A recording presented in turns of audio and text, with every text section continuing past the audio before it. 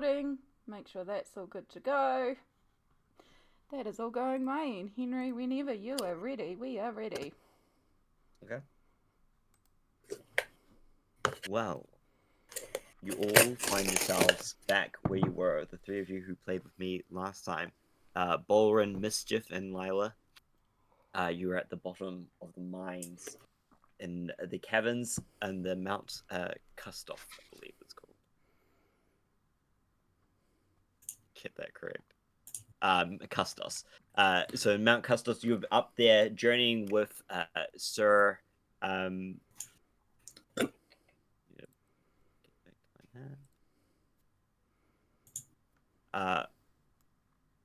Back with Sir Igwald Fairweather, famed adventurer and renowned dragon slayer. He's on his little quest to finish killing one of each colored dragon.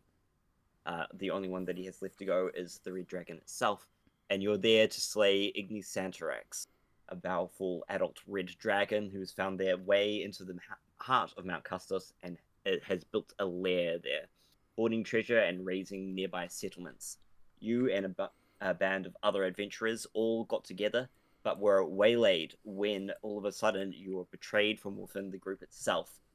Four individuals clad in black leather decided to blow up the little tavern that you had been staying in and resting in as you are about to just journey out into the mines. Blowing the floor from underneath you, all fell free fall down to the mines itself. But as you were to do that, Mischief cast Featherfall, and you pursued battle with the Wyvern Riders that they had turned out to be, cultists of the Red Dragon that lives under the mountain. You slayed them very well indeed before managing to land in the heart of the mine. You helped out the rest of the adventurers that had, hurt themselves and fell from great heights into the rubble of the tavern that you're now in, before sending them out along the routes of the mine itself. You sat with Sir Egwald to recover your strength so that you could continue on into the caverns itself and fight and slay the red dragon. But as you're all resting there, we have one person arriving deep in the mines itself. You see, as you're walking down this mine shaft, just kind of having heard that a friend of yours is around this way, and not quite sure where you were supposed to go, but you've somehow made yourself lost. Iridescent, you are walking down. No, I'm not. Well, you're not walking. You are rolling down a little mine tracks. You've managed to click yourself onto these little mine cart little rails, and having a pretty good time of it. Just slowly making your way down.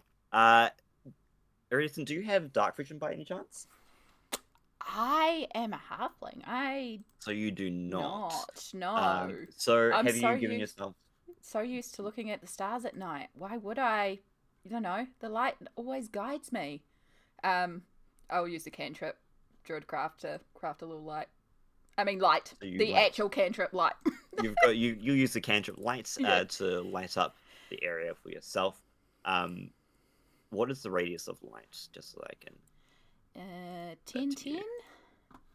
10, 10, 10, 10, I believe. Oh my god, it's going a little slow, bear with me. 20 foot, yeah. 20 foot. Excellent. So you give yourself plenty of light as you roll down. You see that there are a couple of injured people seeming to walk out. They're being helped along by various individuals. You see a strong human warrior helping out a lot of people, and you see this little halfling roguish individual also helping. They kind of give you a wave as they all seem to be getting out. Some of these injured people are on the back of what looks to be a wyvern that has been slowly guided out through the tunnels itself. They make way for you as you come past, and you make way for them.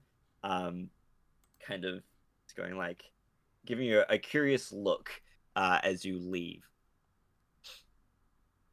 But as you continue down, you find yourself in here. I'm going to move everybody to my map. You will need to scroll down to the bottom. Let me know if you can see your token. But this is quite a long map, so you'll need to make sure you scroll all the way down to the very bottom, and let me know if you can see your token and see around the area there. I see me, and I see a little bit of the area. Same. I do see myself, and I see the area. Same. Very good. Yep, I've got vision. So you roll in, you see a dwarven bard, you see a human cleric, a goblin artificer, a human fighter with renowned like beard, Half elf. also half elf. Sorry, half elf. My bad. So that means you do have dark vision, correct? Yes. I'll give you that on your token. And also a second wyvern. As you also see, there seems to be rubble off to the side in the southern area of this cavern. You see stuff from like little mining instruments, some skis, like snow skis, some other equipment. There seems to be a full bar table that has fallen down here sturdily, as one of other tables and chairs. And there's like over here, there's like this large barrel or like this large metal cask of ale that has rolled over to the other side and is slowly leaking beer just onto the ground of the cave itself. You roll up and you see that there is a little group here resting. They're kind of tending to their wounds after a fierce fight with some slain enemies, which you can also see laying amongst the rubble below. See, there are another 2 wyverns as well as some 4 individuals that have been slain. Cool. I roll on up, do a sick little skid to the side, and put my handbrake down. I'm like, "Hi, did you get stuck down here too?" And I believe, Iridescent, you know Mischief. Oh my gosh, Mischief! Hi! I haven't seen you since you What are you doing here? I kind of got stuck. Like, I know you did the whole spider leg upgrades to the chair, which is cool and all, but they only climb so far, and I kind of got a bit stuck down here with the cave in, and oh my gosh, you're here! Who are your friends? Oh, this is Balron and Layla. Layla. Sorry, I'm terrible with names. I've just met them, but they're awesome. Oh my gosh, look around here. Are they all okay or dead? Hopefully dead. But there was more up there, so... You see, so Ugal pipes up and says, "Greetings, adventurer," and holds out a hand to shake your hands there. If you'd like to join us, we're about to go slay a dragon, but we're just waylaid temporarily by some ruffians, and perhaps we just needed to rest up a bit. But I think everyone's looking a little bit chipper. Is that correct? Turns to the rest of the group. I'm feeling good.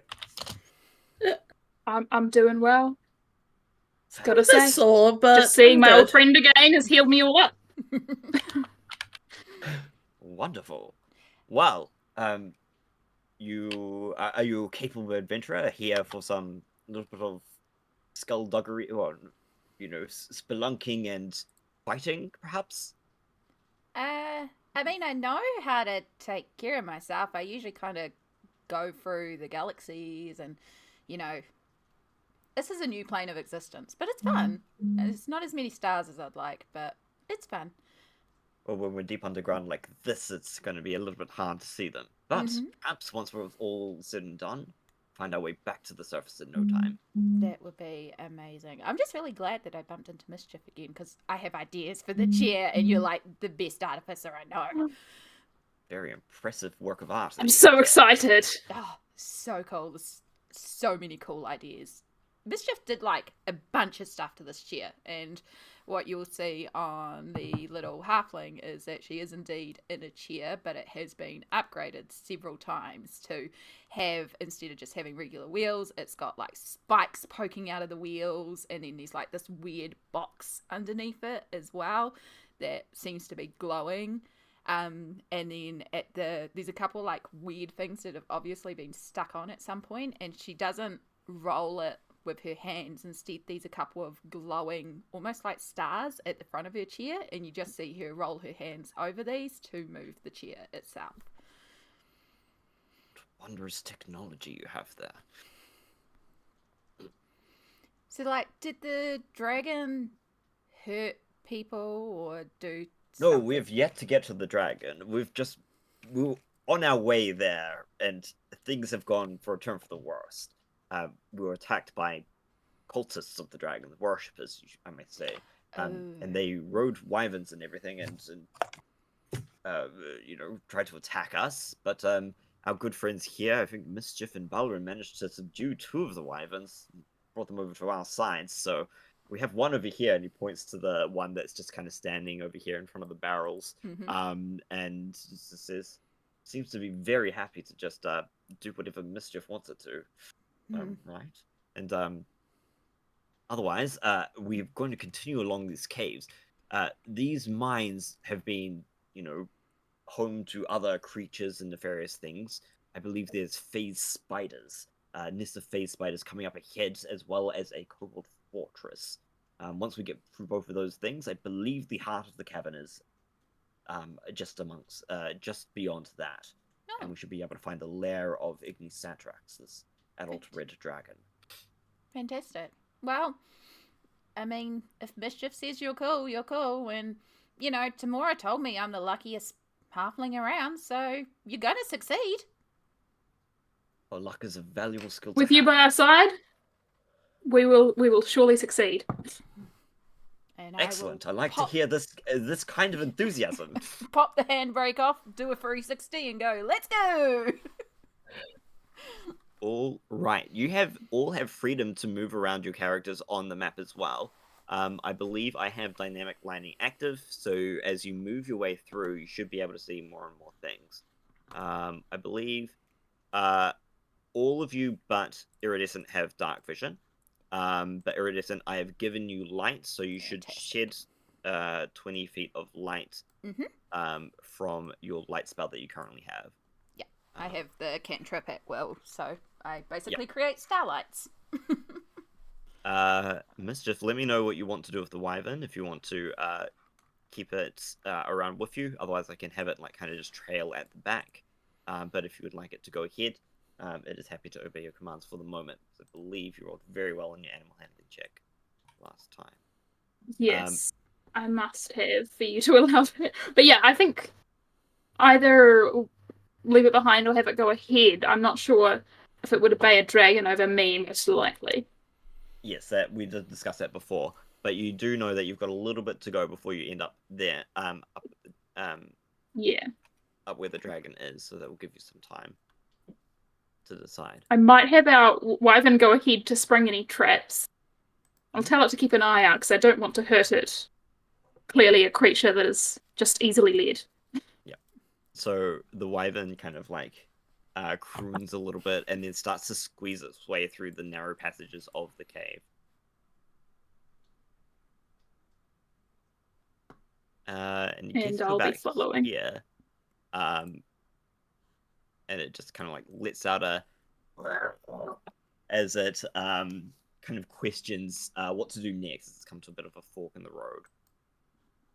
And as you get to it, you can see that there are a number of these very illuminated blue spider webs that are crossing all over the cavern. So you can see them here, here, and here. Can we see any spiders at this point? If you can see spiders on your map, you can see spiders. So that'll be up to you to figure that out. Mischief will lean towards Iridescent and say, I see a spider on the middle path, but what way do you think we should take? I would suggest maybe not the middle path. It also looks like there was a rock fall, so it may be tricky to pass through anyway. As you all start talking, you see that spider that you noticed on the middle path disappear. Oh, it's gone. I let everyone know. and it just vanishes out of existence. And you hear Sir Igwald say, oh, of course, phase spiders are known to be able to phase in and out of the planes of existence, back into the ethereal plane. Might come again out of nowhere. Keep your eyes peeled, team. And I'm going to get everyone to roll initiative. Ooh.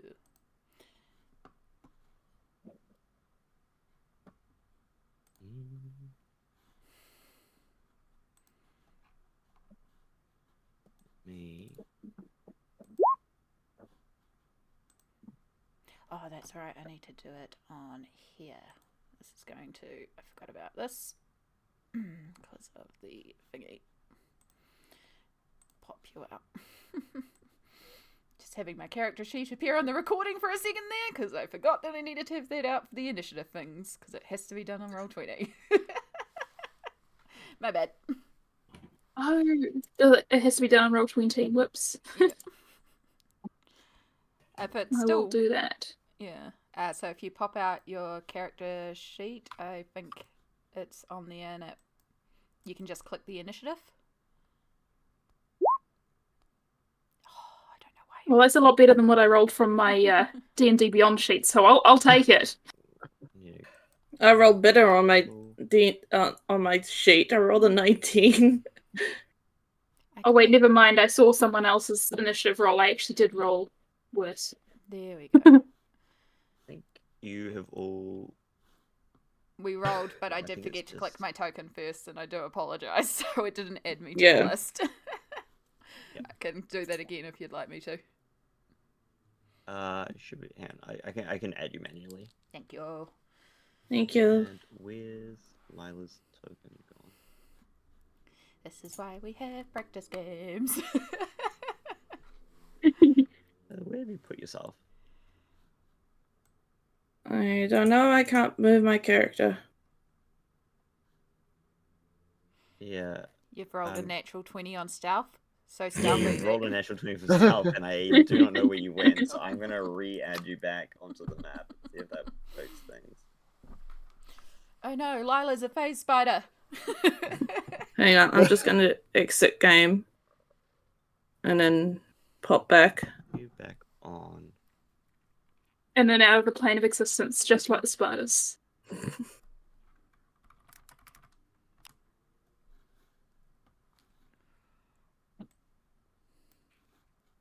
Here we go. Yep.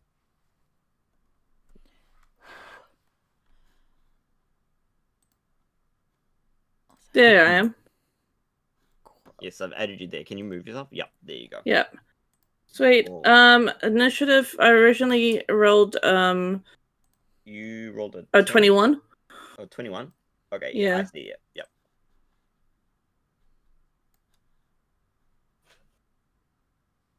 So that brings you up first. So Okay. there's an eerie quiet as like you hear there's just the whistling of the wind kind of passing through the still cave. The spider that you saw at the end of the cavern has disappeared as it jaunted into the ethereal plane. Other than that, you can see there's spider webs in front of you here, as well as there onto the left-hand side and the right-hand side. They look like they're there to trap large prey as well, and you know that it'll probably impede you if you were to try and move it. Along the path, there is also rubble and rocks that look like you're going to need to climb over some sort of difficult terrain that will impede your movement as you're trying to move through the main path there. Okay.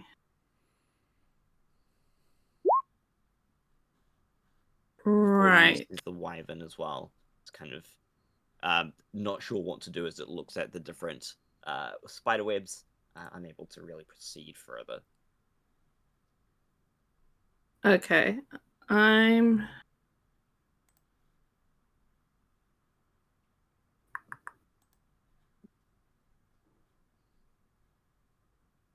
Alright, so I'm going to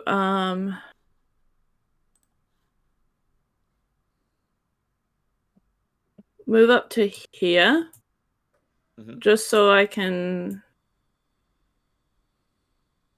Oh, you need to reset the lighting, the dark vision on it, I think? Very possibly. Let me give you... You see now? Yeah. And then seeing that on my left, I'm just gonna go, oh shit! The spider kind of turns and chitters at you. As it notices you beyond the spiderweb in front of it.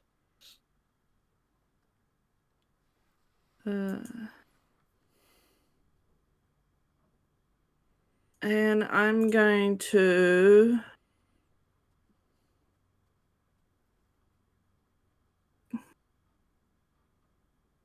cast a flaming spear into that direction.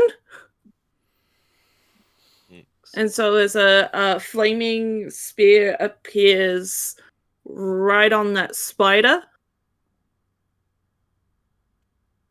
Just right on top of it. It's like a 5-foot sphere, right? 5 feet. Yeah, 5 foot. And what does the spell do? Creature ends its turn. If I ram this creature, must take a saving throw. So you conjure a fiery orb of like an orb of fire. Yes. It starts burning up the nearby spider webs, and you see the spider visibly shirk away from it. If you ram it, I believe it will need to make a saving throw immediately. Correct? Yes. So create 2d6. Okay. 2d6. Very on. Cool. I'll roll a saving throw.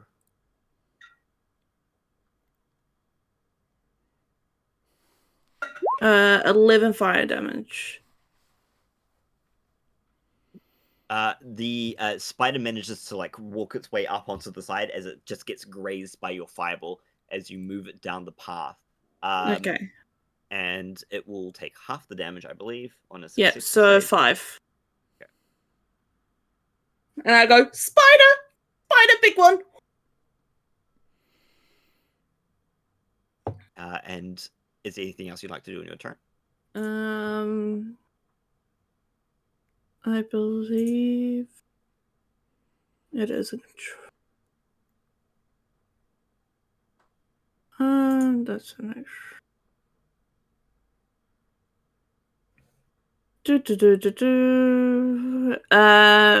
Yes, that's my turn. It is the spider's turns. And you see immediately whoop, the one that you rammed disappears.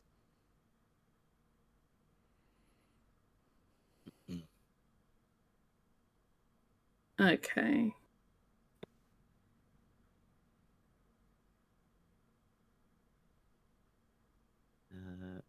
All right.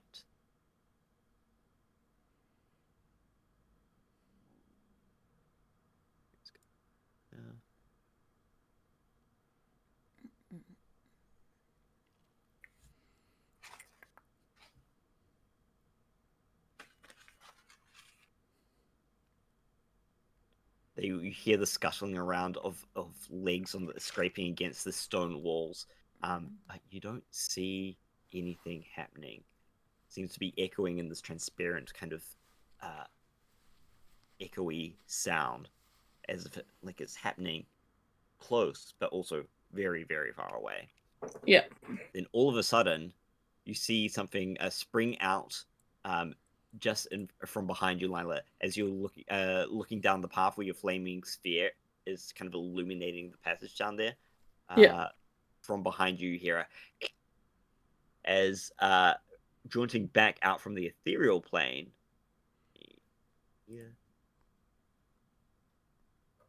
A spider appears. This one not being the one that you just previously attacked, but likely the one that's come just from further down the path behind you.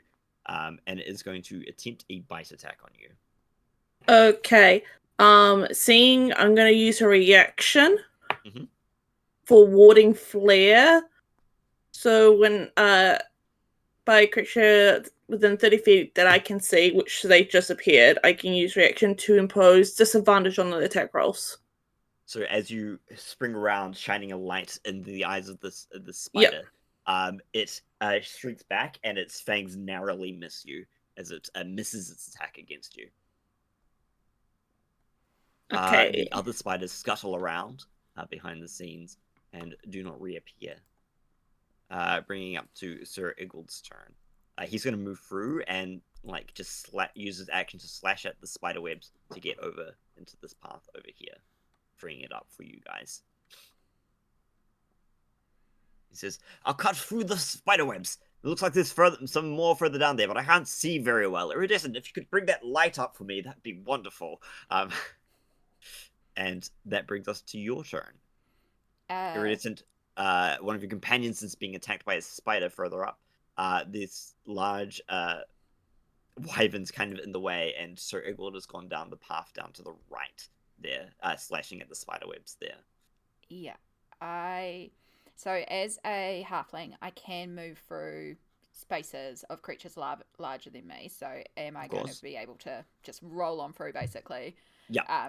Most of the wyvern is just its wingspan, so you can just roll straight underneath. Perfect. Yeah. And I say as I go past to our companion here, in a minute, giant spider. And I wave my hands over the chair and start zooming up towards it. As I get close, I'm going to slam down the brakes, do a one-sided wheelie, and ram it with my spiky wheels. Fantastic. As I make a tire strike.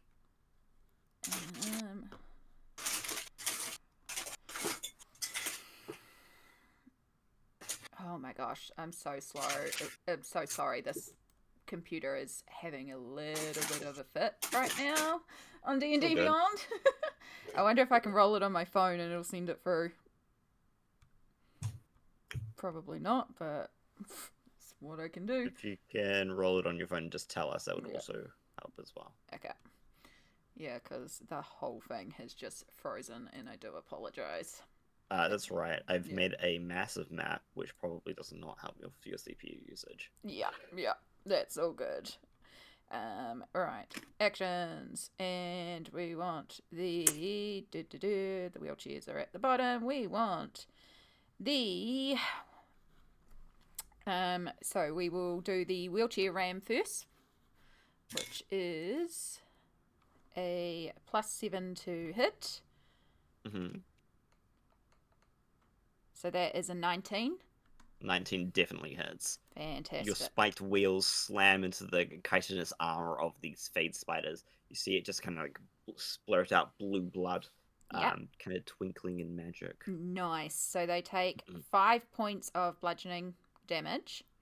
Yep. And then can I get a strength 15 saving throw, please? You sure can, but it fails. So what does that mean? So now it is knocked prone. And now I get to see roll it just the tire strike over. with advantage. Because it's right there. So that's 22 on the first one and 20 on the second one. So I'm imagining those also hit. Absolutely. Cool. So it then takes 8 points of piercing damage. Fantastic. You start to slam into it. Is that with the wheels again? Yeah. So it's like smack into it to knock it prone, and then as I come around, wheelie onto one side and stab into it with the blades. See more blood splurt out onto the wheels. And then for my bonus action, I start swirling my hands, and you see as the star freckles on my face start to glow, and it's almost like you start to see the shape of a constellation within myself, as I use my wild shape to invoke one of my starry forms. And I will be taking on the form of the archer. Excellent. And that is my turn. Balren, it is your turn. Cool. I I only can see the one spider. I can see all the spaces in front of him have taken up. So I just yell at the spider and go, "Nobody likes spiders. You suck." As I cast vicious mockery. So wisdom saving throw, please. Oh, wisdom saving throw. It's 15, which So it fails. It takes 7 psychic damage and has disadvantage on its next attack roll. Very unhappy once again as you all kind of pile onto this one spider. And I'll move a little bit further forward, and that's my turn there. Cool. Bring us to Mischief. Okay, so Mischief will move forward if she can. Does the wyvern like get any sort of turn at all? You can go on your turn. So if you would like to get it to do something, I think it's up to you to do that. I'm mostly wanting to clamber over it, but I suppose would it be like my action to tell it to attack the spider, or? No. If you just wanted to attack the spider, you can do that. If you want to like get onto its back so that you can clamber over, with it, that's also an option as well. Yeah, I just want to get in melee range of the spider as well for my attack. Cool. So if it would be happy with me clambering over it to technically occupy the same space and then that's fine. Stand on top of a dragon and pound down on the spider with my armor fists. So I will, like I said, attack the spider with my thunder gauntlets, which are attack rolls. And you have advantage because it is prone currently. Okay, so I got a 28 in the first one, but we'll see just in case if I get a natural 20. That would be cool. But no. That 20. Well, I got a 20, but not a natural one. So yeah, that's with advantage. That's a 28 to hit. Definitely hits. So I assume that hits. So that's 1d8 plus 6, so it comes to 7 thunder damage. And it's looking very fragile. I get to attack twice. When I damage a creature whose size is larger than me, is this creature larger than me? It is larger than you, yes. So I can deal an extra 4 damage. So I will choose to do that. So it gets an extra 4 damage, and then I will attack a second time. This time I will remember to attack with advantage. Barely hanging in there. Oof, that was not as good. I got a 17. 17 still definitely hits. And so you finished off this spider that is sitting on 1 HP now after your attack, for a good 13 points of damage. So how does that happen? As Mischief strikes twice with her thunder gauntlets. Yeah, I think she just beats it into like when she strikes down, it just kind of like boom, and then like explodes. She's very messy with it, like gory blue blood. Everybody, all 3 of you that are right there in the splash zone get covered in bluey purple goo and blood and viscera. Matches the vibe. Mischief's just grinning like she's having the time of her life. All right. We'll just put a... Where's my little thing gone? Yeah. Big X over it to show that it's dead. And what would you like the wyvern to do now that the spider is dead? I would like the wyvern to go head of the tunnel that it came from and see if it can see anything further down there, like any more spiders. Yeah, it can't see any spiders just yet, but it kind of has to like push its way through this spider webbing that's just up ahead. So that spider web there, I'm gonna get it to make a strength saving throw just so that it can push through, and not get caught, but it should be okay. Yep, it's fine. It manages to push through those spider webs, and gets the other, and then gets blocked by some more spider webs at the end. It just kind of like turns around and goes. you're not quite sure what it's trying to communicate to you. I give it a thumbs up. And then in my turn. All right. That brings us back to the top of the round, I believe. To Lila. Okay. Knowing there's another spider in here, Mm-hmm. I want to move the spear. I can move it up to 50. So I want to just move it to like 5 feet towards me. Yep. And then the rest of the movement down the hall it's behind it. Oh, you just want to just push it all the way down?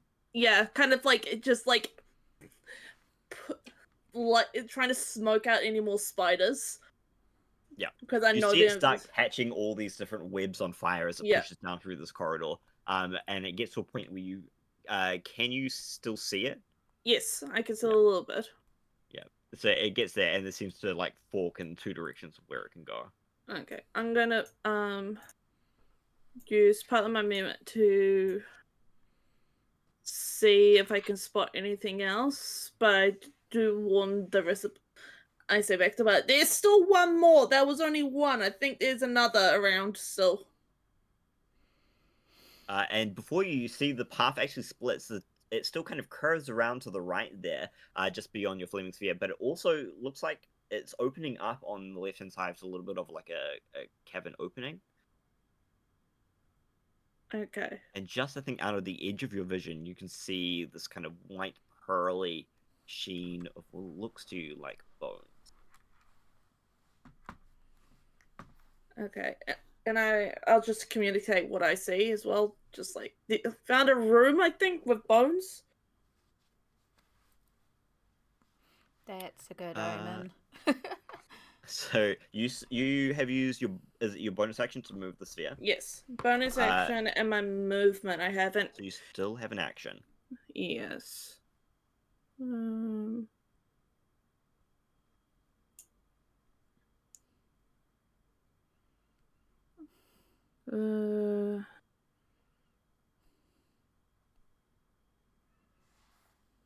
Yes, I'll use an action and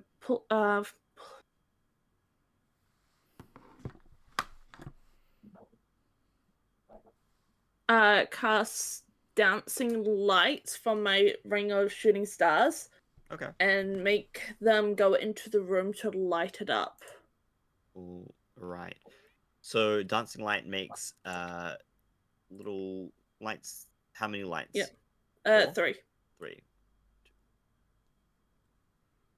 think that has lit it up for you. Okay. You know. And that's my turn because I used all my whole movement.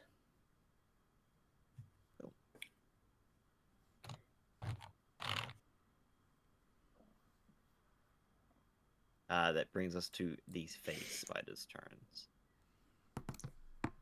So the one that is dead before you, there seems to be one more that's coming down this tunnel, and you see Sir Igwald say, "There's another one over here." But just as that happens, you hear from behind you, and you see Balren from right behind you. One more appears. We're surrounded. Just have to move around between like the different layers. But at the same time, Lila, you see something appears behind you as well. As they go for some bite attacks. So one's going against you, Balren. Let's see if this will hit. 21 to hit. I'm going to use cutting words. Okay. As I yell, what do you call an undercover tarantula? A spider. And so I need to roll it. Oh, that was good. So bad, it was good. So reduce an attack roll by 7. So that brings it down to a 14. Which is a miss. And Lila is the one that appeared behind you is going for an attack against you as well. But also misses. And the last one is moving down towards Sir Igwald, and will attack him when he reaches there.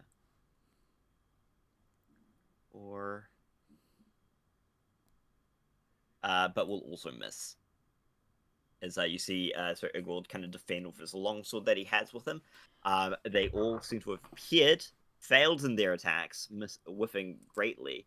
Balren managing to stun the phase spider with his witty remarks, his good jokes, and bringing us to Sir Igwald's turn, who's just going to make an attack, a couple attacks against the spider in front of him. Okay.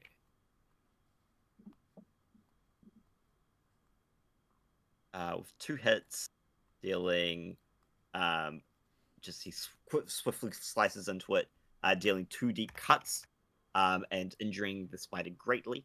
That is his turn. He says, "One over here, one behind us. I think we're surrounded on all sides." Bring us to Iridescent's turn. Perfect. As Iridescent looks around and goes, "Yeah, I think so." She will. I don't know if you're going to make me count this as an action, but the stone, like the crystal that I currently have light on, can I just throw it quickly in his direction so it at least has a light source? Because by being in my star constellation form, I now am my own light source. So I still am seeing as well.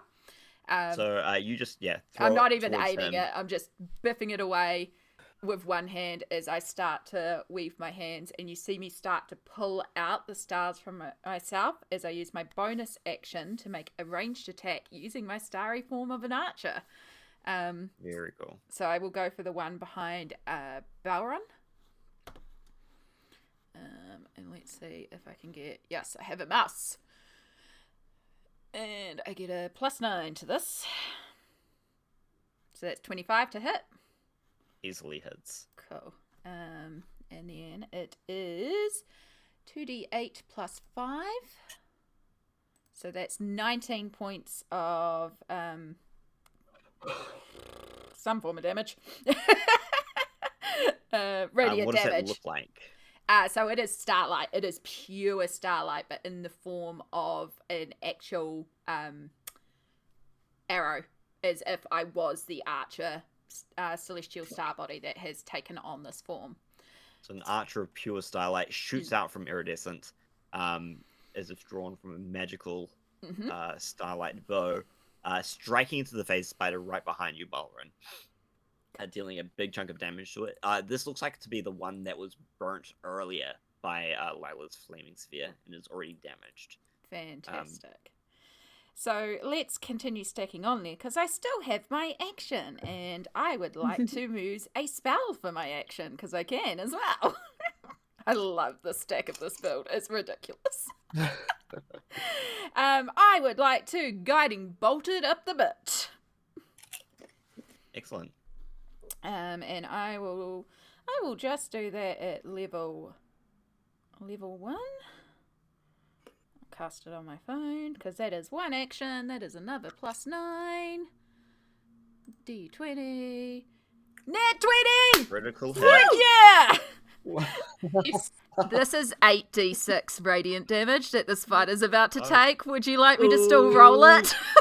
There is no need, because it has 8 hit points left. So even if you manage to, in the very low probability, roll all ones, it would still be enough to kill it. So describe to me how this, how your guiding bolt destroys this. So after that arrow of pure starlight comes out, then with another quick flick of the hands, you just see like starlight seem to erupt from Iridescent's eyes, and it just coalesces into this beam and just shoots straight through the spider to the point where there is no spider. It just dissipates and turns into like a sprinkling of stardust as its embers just float away. Wonderful. Okay, Balren, it is your turn. The spider behind you has been thoroughly destroyed. Quick succession as soon as it appeared. It's now your turn. There is one just to the right of you, I believe, and then there's one further up harassing your companion, Lila. if I were to stand here, could I hit that spider with a melee attack? Unfortunately, no. Just because of the way that Okay. that one there is that The wall wall there is there. Okay. working. What other things I've got? I'm just gonna do what I did last time. Look at the spider. Mhm. Say, with all these spiders around, do you think this is a no-fly zone? As I cast Vicious Mockery. These are so good. I love Yeah. it so much. Okay. That it easily fails for a great 8 points of damage. You see its eyes just look at you as it turns, and then pop, pop, pop, pop, pop, pop, pop. They all burst as something in its head has ruptured, killing it. From amazing joke. Okay.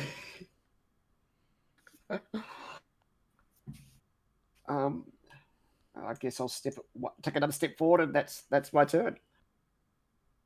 Excellent.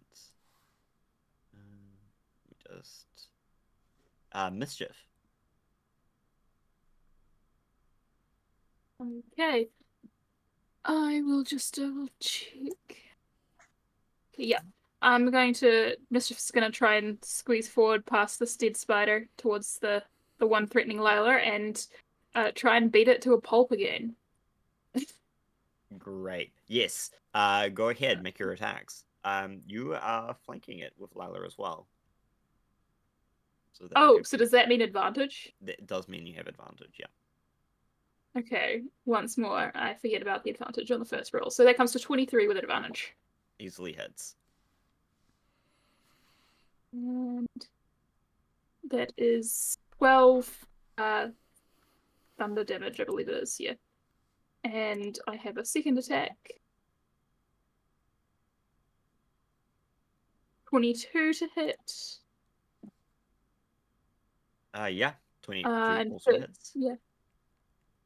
13 thunder damage with that one. And you slam into the rear of the spider twice, dealing a hefty amount of 25 points of damage. Nice. It is still hanging in there just. I have my Fury of the Small thing, so I can deal an extra certain amount of damage. Mm-hmm. I can deal an extra 4 damage, so I'm going to do that. Just to get it really low, and in my turn there. Starts like kind of curling, the spider legs start curling up underneath itself as it's so close to just dying, but it can't get anywhere. Lila. Okay.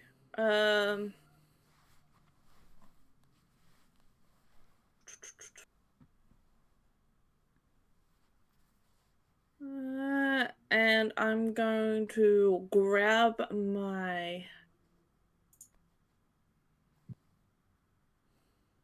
Where is it? My mace. And give it a whack. With a 17. Nice.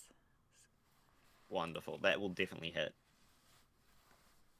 And 10 bludgeoning.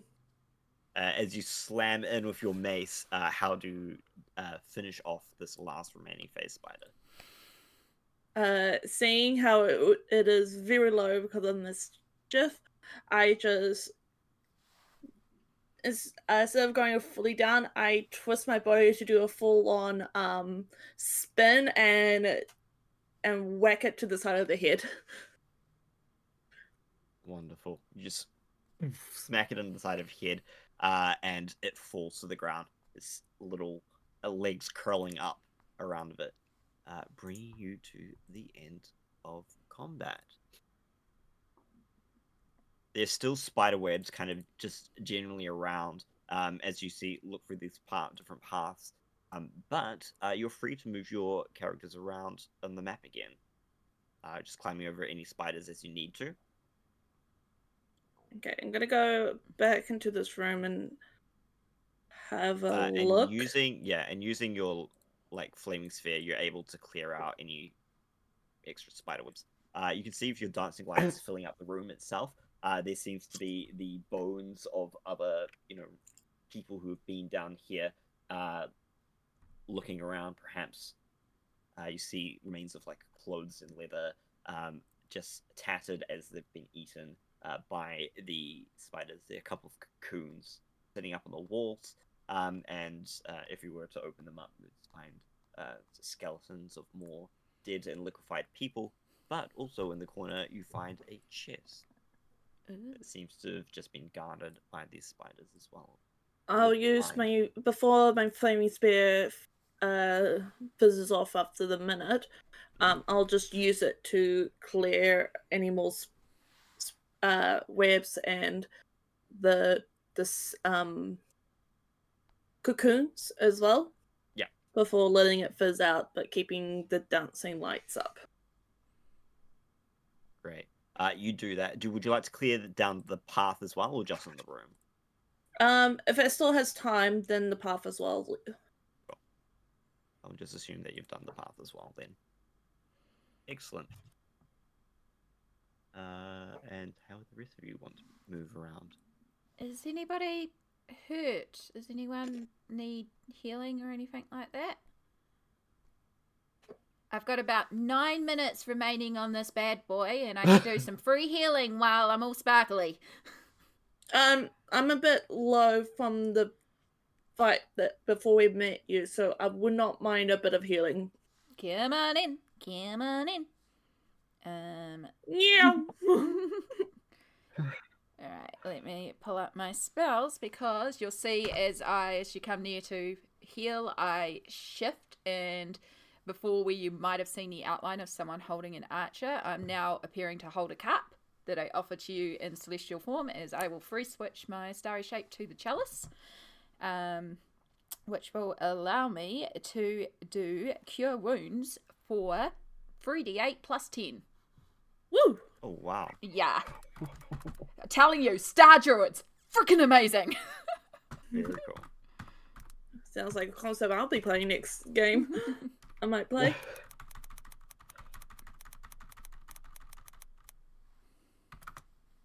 Because you get to roll the normal damage on the normal healing on the spell, plus you get an extra 2d8 plus 5. So, and I do a d8 plus 10 plus 5 normally. So take 25 points of healing. Woo! That puts me back to max. Well done. All right. So, as I said before, just in this cabin with the dancing lights, there's one little chest that has been left behind as all the fire has kind of cleared out any spiderwebs and cobwebs. And it looks like you're free to move on through the cabin as well. Oh, Mischief, there's a chest in that room if you want to have a look. Yeah, I'm quite curious about that, actually. I'm wondering if I should touch it, or sometimes bad things happen when you touch mysterious chests and caves and dark places, but I'm so curious. She just reaches out to open it. You reach out and open it. Yes. You see the lock seems to be a little bit rusted over, but just with a little bit of tinkering and putting pressure in the right place, you manage to spring the lid of the chest itself. Nothing extraneous happens, and you see that inside the chest itself, there is a small scroll case, as well as 4 circular vials of red potion. I examined the red potion to see if I know what it is. Being a very well-adventured person, you know that these are 4 potions of healing. Cool. And what does the scroll say? As it looks, as in the scroll case, you open it up and have a look. It seems to be quite powerful spell scroll. So, give me an Arcana check to see if you can identify which spell this is. Okay. That'll be difficult for me with... Oh, I did roll a 2, but I have a plus 14 Arcana, so that's a 16. Damn. You know this to be a spell scroll of Greater Restoration. Yeah. Oh, wonderful. I take this back and show the group, and not sure. I think Iridescent seems to be at the healer of the group. Oh, I need to be around properly. There we go. I mean, yeah, I can cast it at a lesser form, but I'll give it a go at the greater form. That sounds cool. Yeah, might be able to learn something and give everyone a healing potion for when you need it. It seems like these spiders very kindly left us some healing potions. So nice of them. Well, perhaps their last victims did. All right, well, let's keep moving more on likely. then. We've still got further to go. As you continue. I will See scoop the up my wyverns light rock and carry on rolling. Because very star form does not last long. It's awesome. It's so short term. Yeah. I suppose that's to be feel free. balanced some way, The path around to the left has been cleared out of any spider webs, making it easy to traverse. And you can easily get yourself around. So I can put you all over the other side as you walk around. And feel free to continue to move. The tunnels still turn and move through the cavern. You see, just as you get up to head, there seems to be some sort of like mechanical drilling equipment that have been long left behind and rusted over. There's also just rocks and rubbles, some old tipped over mine carts before opening out into quite a large area. Anything of use to you, Mischief? There's lots of mechanical stuff. Mischief examines it very closely for just little bits and parts that might be, once you clean the rust off, might help for repairs and tinkering. You pick up a little bit of scrap, hide it away in your bags. Just stuff for later. Some screws, servos, and other kind of gadgets and gadgets. Stuff that will come in handy, I'm sure. Exactly. But as you continue, I'm not the richest person, so gotta. Sorry. But as you continue to move through, you see that it starts to open up. So go ahead, continue to move as you open up into a larger area. Beyond, you see this starts to widen out into this cavern. It's quite tall as well. As you walk through, you can see that there is small amounts of like debris and rubble of these large rocks beyond, as well as these large pillars that kind of extend out to the ceiling. Off to the side, you can I don't know if you can see, but the cavern continues to head off wider and wider as well. So Igwald says, we're going past the spider's nest, so next must be the Kobold Fortress. Keep your eyes peeled, folks. We don't know what's lying up ahead. It's so... I tell my woven buddy to scout ahead. They start to fly up, seeing that the area is now large enough for them to move. You see and you hear this kind of screeching of little sounds in the distance. Can any of you speak Draconic? Ooh, good question. Proficiencies in Not me. languages. I do. Ooh. You do. You hear the... What? Where's this rider? Oh my god!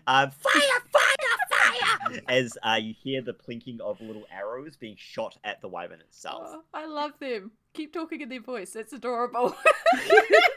The wyvern quickly turns around and comes back. I'm gonna make it just a dexterity saving throw to see how much damage it takes from being peppered with arrows. It does very poorly, so I'm going to roll. It comes back taking 18 points of damage. Oh. As it has been shot with a number of little arrows there. And it just kind of comes back. Kind of you see these small little barbed arrows stuck to its wings as it has...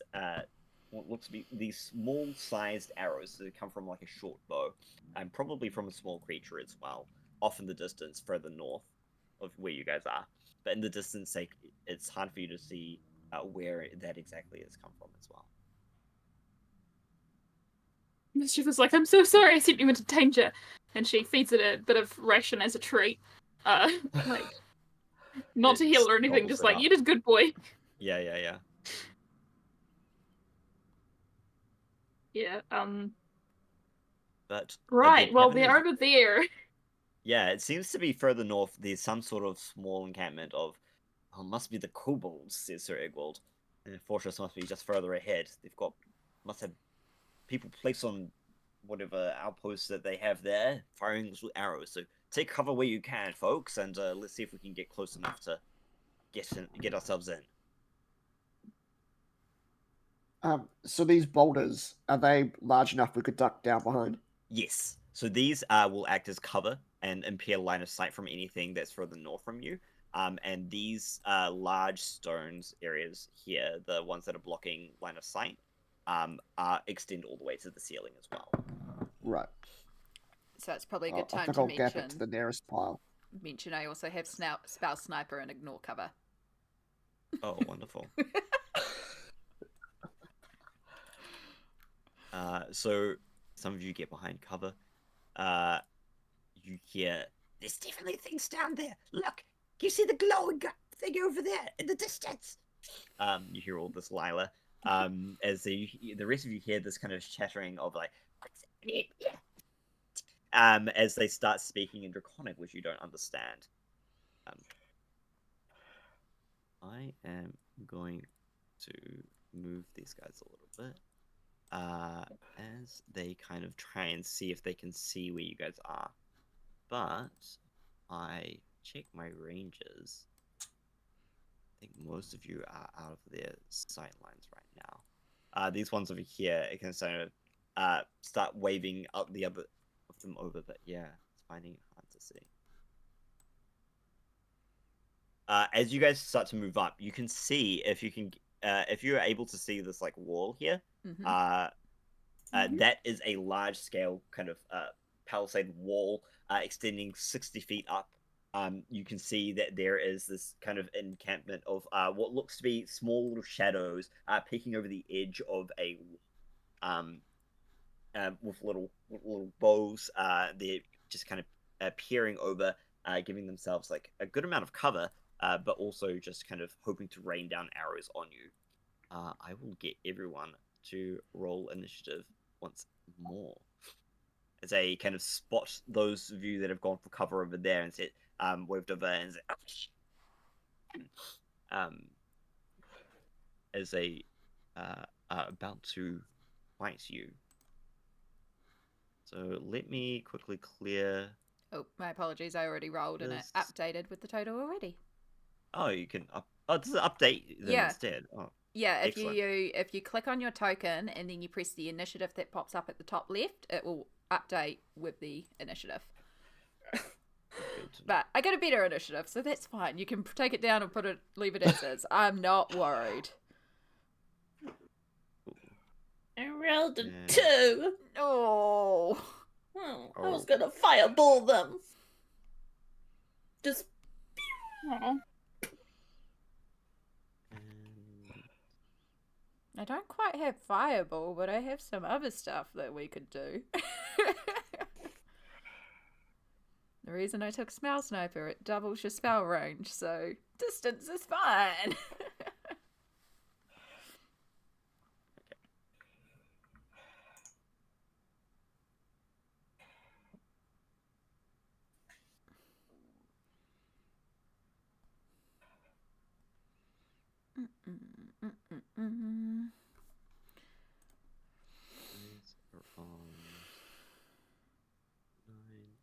This guy.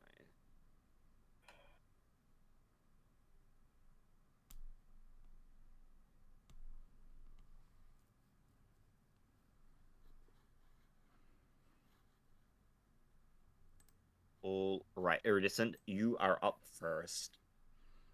Oh, just out of my range. I suppose I could move 5 feet.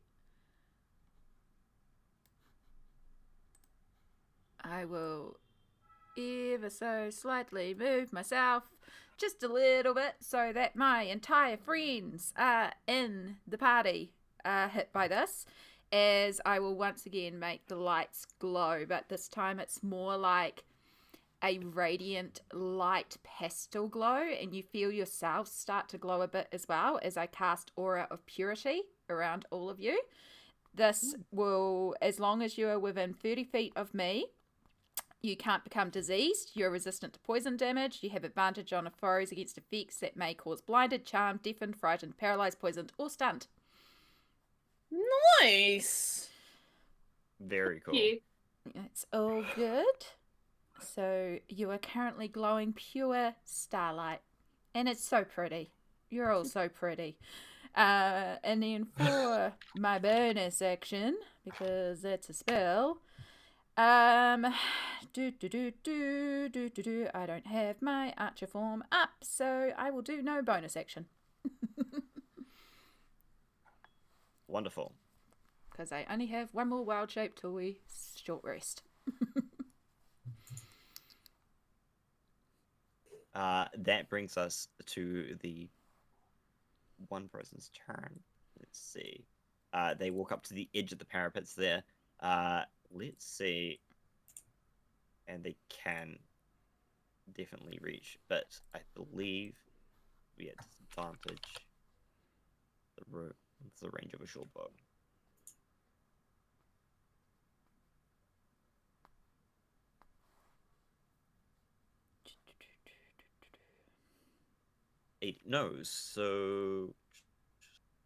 No, would be at disadvantage. So 2 attacks are coming at you, Iridescent, with disadvantage. Oh, good. Let's see if that will hit.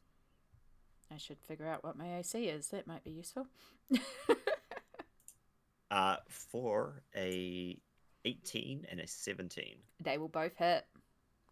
I'm also going to need you to make 2 Constitution saving throws against poison. So no. Oh. So are you immune to poison? Because I just cast a thing against poison.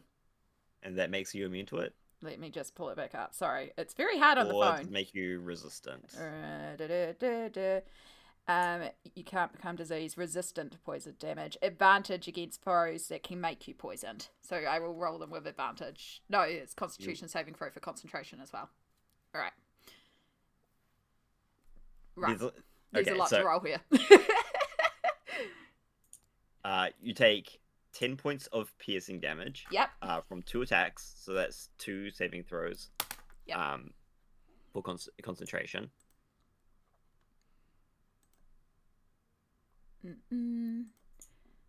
Yep, they're both over 10 with my modifiers. And then you're going to need to make 2 saving throws for poison. So these are with advantage. Sweet. Oh, well, that's 16 for the first one. And then plus the modifier, which is like 2 or 3. And then 15 for the second one. And so you succeed on both of those, taking no poison damage. Woohoo! So no more concentration checks as well. Yay! But you feel this kind of twinge as the arrows like that slam it, just like hit you. You feel this burning sensation, but your aura that you put up yourself, like just evaporates whatever liquid is on the arrows before they have enough time to take hold. They don't even glitter. Come on. You hear it start like saying something in response to you, not being able to, not communicating you with a language that you can understand it. However. Okay. Bringing us to the next person's turn.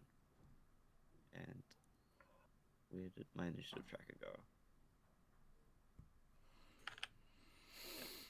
go? Which is Balren. Cool. So Mischief has melee attacks, right? I do indeed. I Cool. also have spells, so I'm not like out of options. Okay. I'll turn to Mischief anyway and go, would you want to get closer and call some mischief? Mischief grins and says, yes. I will dimension door us up to these 2 kobolds I can see here. Amazing. Excellent. I will quickly move the 2 of you as you both... What does your dimension door look like, Balren? I like to think we just turn into energy. We look like sheet music shooting across the battlefield. As a spiraling stave twists and turns 60 feet up onto the parapets as you both reappear in a glow of light and a just little kind of musical exclamation of as you land on there. You can see yourself as you stand up there. First of all, you scare the shit out of these kobolds. They turn and see you, and they just start screaming. What else you can see, however, on here, there seems to be about a number of kobolds, about 7 of them in total. The one here in the middle does look to be more like he has like a small skull cap on. He has a big shield, and has like a quite like heftier looking bow as well. And then off to the sides, you can see that there are some other things as well. Some little staircases over to here and here, as well as anything else that you can see. I can explain that to you as well. But little quivers of arrows kind of stick around. You see that there seems to be this little urns next to them as well, that are just pressed up against the parapets. And each of these archers kind of have been dipping arrows into these urns, which probably is holding the poison itself. But you appear. That is your action to move to cast a spell. You still have movement and you have a bonus action. Yep. Cool. What do I have left? I'm going to run towards the heavily armored guy. I'm guessing I'm going to take an up attack from this one. He currently has, he's not going to attack you because he currently has a bow out, so it's not going to be very effective. But so you kind of step away. You can move through Mischief's space as long as you don't end your turn there. Or okay, yeah, cool. There, so that's fine. I've got short legs anyway. And I'm just pointing at this guy and yelling out over the balcony. Go for this one! He looks like the toughest. Okay. All right. You see kind of like Balren moving along the top of the parapet, the top of the wall. The rest of you down there that can still see. And that's my turn. And that's the end of your turn. Which brings us to Mischief. Perfectly timed. Mischief, to the right of you, there seems to be a small squadron of elite kobolds cowering in fear from you. And then over to the left, there is the leader, as well as some more kobolds beyond as well. Right. I am tempted. He'd be in the way, but how do you feel about? Oh no, that's the wrong spell. Dexterity saving throws, but Balren. Do you feel confident about them? I mean, I'll do anything really. Okay. 15, 20, 25, 30. So I could move here and take the opportunity attack if need be. I'll just check how far away you are from me. So you're 50 feet away, and I have this reaction. Sorry, I'm thinking about doing a lightning bolt, but I don't want to get like friendly fire necessarily. So there's 2 ways I could go about it. I mean, so if it looks like you're going to cast lightning bolt, Balren is 100% looking back at you, doing a thumbs up. Okay, because I can also add you a +6 to a saving throw. I think if you're in 60 feet, which I think you are. So I can also help you out as my reaction if you need, because I've got a decent saving throw. But I was thinking, like, if I could do a line, would that technically cover all of them, except for the one beside me, or would it be? No, unfortunately, would have to try and because I think it's within 5 feet of it. Read out lightning bolt for me if you could. A stroke of lightning forming a line 100 feet long and 5 feet wide. Yes, so it wouldn't be able to take up 2 spaces, to be fair. Could blast out from you in a direction you choose. Each creature in the line make a dex saving throw. Yeah, so I would have to choose one line of creatures. So what I'll do instead is, instead of moving there, I'll just move here and try and take out this line of creatures with it. Okay. Down this way. Does that make sense? Yeah. Yeah, sorry, I should have thought about that a bit quicker. I just, as soon as we appeared over the wall, I thought, oh, there was a few lines of creatures there that I could try and hit. Yeah. Okay, so I'm gonna cast lightning bolt. Yeah. And that's a DC 20 dex saving throw. Nice. Why don't you just go ahead and roll the damage for that. Okay. That is going to be 31. What does this lightning bolt look like? As it eviscerates all it three looks- of these without any chance of them ever possibly surviving this. Okay, so it's literally like a lightning bolt, like starts off as static electricity that just grows and grows and grows between my gauntlets before she just punches out and it's this huge lightning bolt. Lightning shoots down the entire length of the wall. You just see these kobolds like go to like jump out of the way, get immediately caught, and then just like phase in and out. You see the skeletons very cartoon style, like they're like and then fall down blackened and burnt from your amazing lightning bolt. That was good. That's damn good. And yeah, as a bonus action, I can take the hide action. Don't really know if that's a thing that you can just do or if there has to be something to hide behind. You'll need something to hide behind. You're kind of out in the open here. If you're hiding from Yeah, that something makes like more down sense. below, then it would make more sense. But unfortunately, everyone can Yeah. kind of see you up here. No, that's all good. I was just checking. And that's the end of my turn. Righty. Bringing us to Sir Igwald. But Sir Igwald can't do very much, so he's just going to kind of charge up ahead to this first.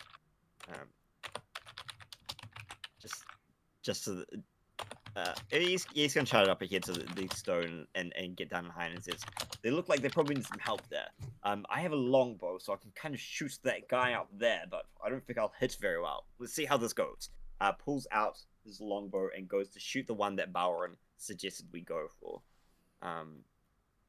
So, let's see.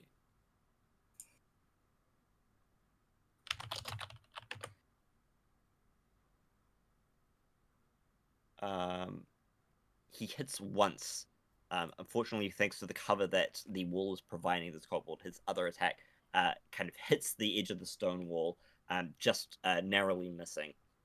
But the other one manages to strike true, dealing 6 points of damage.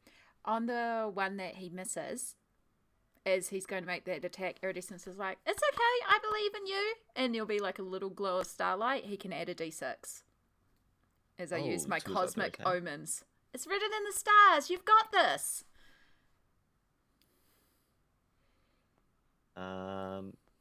Gets him a 2, bring it to an 18. Still, unfortunately, not enough to hit.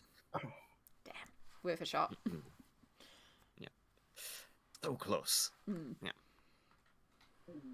Because I got wheel on the cosmic omens today, meaning it's a good day today and everything's a positive. And we get to add. If we get a woe, it's a bad day and we take away. But we can take away from the very enemy, good. so it's still good. That sounds like every day's a good day then. Exactly. There's nothing to be upset about. I told you I'm the luckiest halfling in the world. Starting to believe that this may be true. Which will move us on to the kobold's turn. Mischief, the two in front of you drop their bows and pull out swords, and they're going to go for attacks against you. With their pack tactics, they're going to have extra chance to hit. Let's see.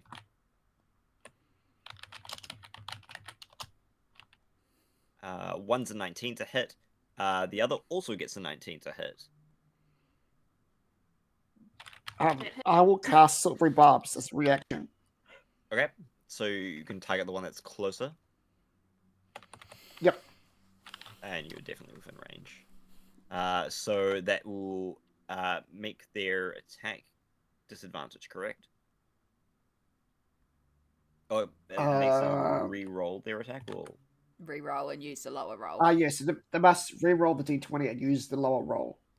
all right, and that will miss. So one attack will miss, one attack will hit, and you will take 8 points of damage from the short sword as it swings into Mischief. And then the second half of that as well. You then get to grant advantage to somebody as part of it. It's like you take from one and give to the other. It's so freaking cool. It's such a cool reaction.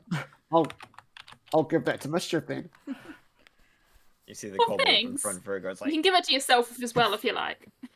just misses on the attack and goes, Next time.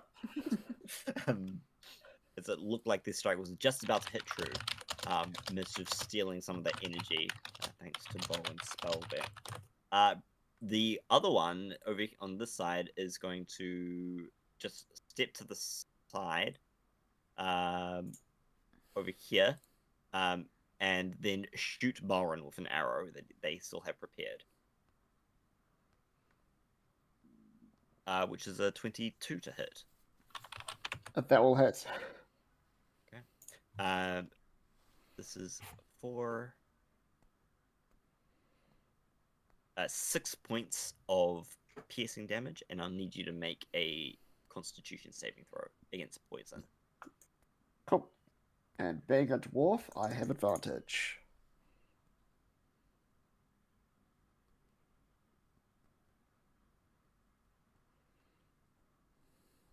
$17. Easily makes it. So you take no points damage from the poison, and you will take that 6 points of piercing damage from the arrow. Bringing us to Lila's turn. Okay. Going to move up a little bit next to our friend here. Mm-hmm. And I'm going to shout to Balren and go, "Are you close to any of them?" Yes, I can get closer. No, that's not what I'm asking. Stay away from them. As I'm going to shoot a fireball about here, and Okay. 20 feet should get both of these two. Yeah, Nice. easily. But aiming, because I'm slightly blind, don't know where exactly everything is. I'm just using it to mainly get this guy. Yeah. So why don't you give me a perception check to see if you can keep Balren out of the range of it, considering you can't Okay. see very well there. Perception. 9. So Balren, I'm going to get you to also make this dexterity saving throw against the fireball. Just it seems that your teammate not being able to see very well up there has miscalculated where they would like to put it. Their fireball. I will, however, give you advantage. Oh, well, you don't need advantage. They need to make a dex save of 16. All right. Let's see how they do. They fail that spectacularly, and the other kobold will just be absolutely obliterated by any fireball that you do. 27 damage. Nice. Okay. Balren, you can see that like the fire hits this kobold here, but it doesn't seem to do as much damage as you initially thought like a fireball would do. You both take only 13 points of damage from this, as it seems that this kobold dragon shield is resistant to fire damage. The other one, however, goes and burns to a crisp as he's hit by the edge of the fireball. Nice. Bringing us back to the top of the round and to Iridescent. Perfect. Iridescent will go. Sorry. You're I clipped you a little bit. Rolls You past. did good. So just gonna check something. Okay, we'll move up one more. Baron, you are now also back in the aura, so you also got the aura of purity back on you. And I don't think that will get Mischief. No, not quite. But what I would like to do is cast Thorn Whip at this one here. All right. And your range is doubled on Thorn. It is indeed, so I can do this at 60 feet. Yeah. But yeah. So I make a spelling mail attack. My apologies. I need to roll. So it is a d20 plus 9. As you shoot your thorn up to the top of the wall. Yeah. That It's an 18. 18 definitely hits. Yes. Alright, so it will take some piercing damage, and if the creature is large or smaller, you pull the creature up to 10 feet closer than you. I would like to pull it so it falls off the wall, please. Alright. So yeah, you pull this kobold, just flies off the wall. So it takes 9 piercing from the thorn whip, and I don't know if it takes anything from falling off the wall. If not, I just laugh at it. And you pull it, it snaps its neck, and by the time it hits the ground, he's already dead. Okay, maybe I don't laugh at it, because I'm like, oh, that was a bit more gruesome than I thought it would be. You okay, Mischief? And that will... Oh, wait, no, that's only my action. I still have a bonus action. But I can't really do a lot. That's a spell. I mean, it's a cantrip, but I also cast a cantrip. So, yeah. I think that's going to be everything, because most of my bonus actions are in my starry form. So, I will leave that. I will end my turn. This brings us to the Kobold Dragon Shield's turn. Seeing all of its companions dead through lightning and fire, it sees that there's only one left, and he kind of like locks eyes with it, and it's kind of just cowering there by Mischief. And he goes, retreat, and goes for the stairs and starts to descend them. I'm gonna move him away. Balren, you see the kobold. The kobold brave leader tactically run away. Oh. Now it's yours. I'm going to move closer to the other kobold left. So one remains, yep. Just this one next to Mischief. Yep, I'm going to look at it, and I don't know if it can understand me, but I'm just going to say, you should give up. All your friends are dead, or they're running away. I don't think it's worth continuing on, as I cast Vicious Mockery again. And it starts to, in like broken common, starts to do that. It fails its wisdom saving throw. And falls down unconscious as it only has 5 hit points. Oh, you insulted it to death. Oh my goodness. I feel a little bit bad about that. There's 2 things you've mocked to death today. Very good. Well, with all the immediate threats disappeared, the rest of you at the bottom of the wall can see that there's this big, still 60-foot wall that needs to go up. Balren, you saw that the those stairs over just to the left of you seem to head somewhere else, probably deeper into the fortress. But Mischief, you can also see over here there seems to be another staircase as well.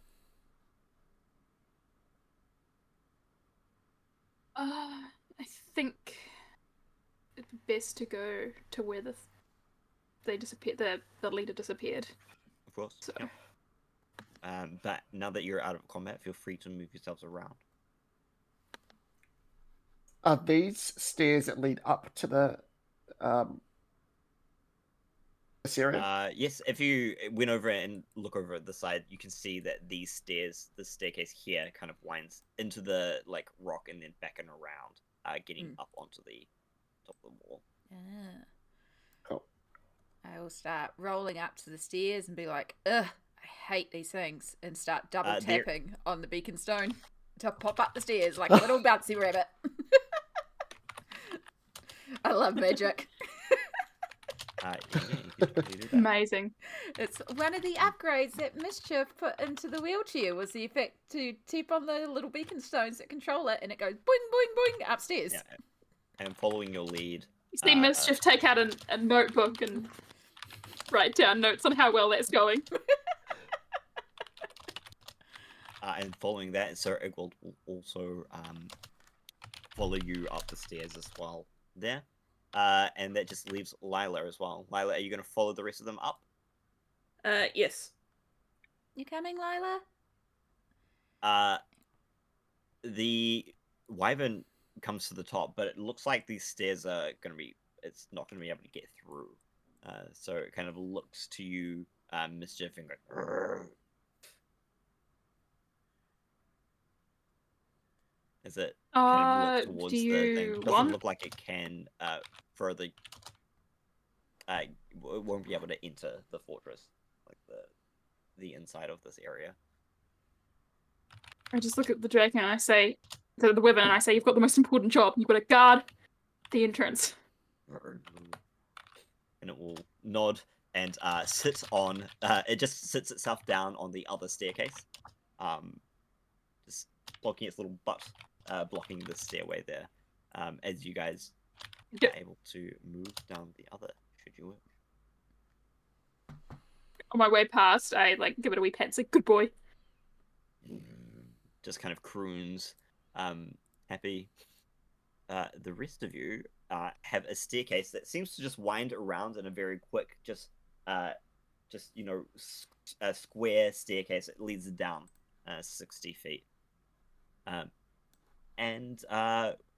Who is leading the way as you kind of start like moving down through the staircase? I'll slowly, I'll take the lead. Okay. Excellent. You come down, you see the stairs, you can hear the more chittering, which you understand. You see, like, some people are coming. I don't know what we should do. Get to the dragon. Tell them into the black. As you hear scrabbling noises down from below it, there seems to be some sort of antechamber down at the bottom of the staircase.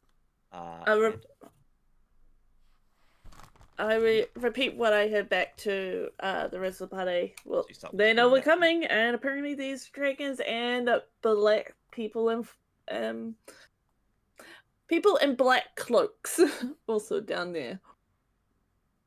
Are they the cultists that you all mentioned fighting before? If the cloak's black. Oh goodness. Oh goodness. Okay. Very carefully keep balancing on the back of my wheels as I bunny hop down the stairs. You bunny hop your way down the stairs. So Lila's first. Who's following her? I'll probably... go second. I could. I've got... Okay, so Lila then Balren, and... I was going to say that I'll stick next to... I'm so sorry. I missed his name and I keep forgetting to ask. The Sir Igwald. Igwald, the one that needs the light, because I have light, so I'll stick with Igwald somewhere. And Mischief, do you want to take In the which rear, case, I or think do you want- Mischief will take the rear. Excellent. Yeah. Cool. So, Lila, you get to the edge of the staircase, and you can see it starts to open out into the room below. I'm going to put you in first so that you can see what's going on if you want to let anybody know. Okay. But you see 5 kobolds standing in like quite a large room. There is an opposite staircase to you on the other side. Looks to be the other staircase that was adjacent to the one that you went down. On the far end of the room, you can see there's a large double doors flanked on either side by 2 lit braziers. And then to the left, there seems to be another door as well. Okay, do I still have... Can I use an action? I think we should probably quickly roll initiative first, don't you think? I was going to cast Silent on them. Ooh, why don't you give me a stealth check to see how stealthily you can get up to here Okay. first, and we'll see what happens.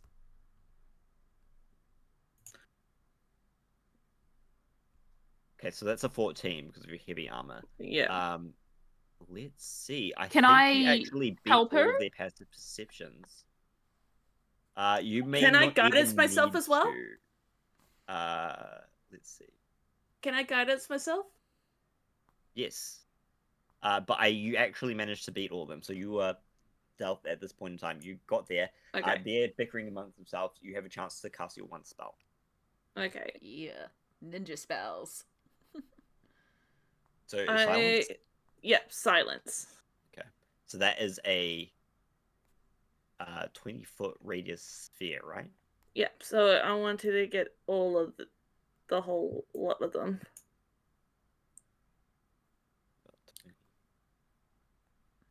That's 20 feet, I think. Oof. Yeah, Just pretty much like that. Yeah. they start like yelling at each other, and they all of a sudden everything goes silent. Lila, the rest of you, do you want to just like pile down the stairs and surprise them? I think we should roll initiative right now. Yep. Again. Okie dokie. Remember to click your token first. I say that mostly for myself.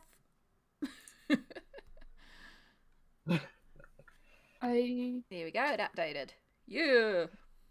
Mine updated. I don't know where my token is. You're in between me and Balren. So yeah, you're Right in here. Oh, That's there's. Yeah. Oh, there we go. Yeah, Yeah. sorry. I'll move you down into the room when you. There we but go. like at the moment, you're kind of standing in a staircase behind Lila. But I'll move you into the map when. That's all good. I just like I need to click on it for initiative and all of that.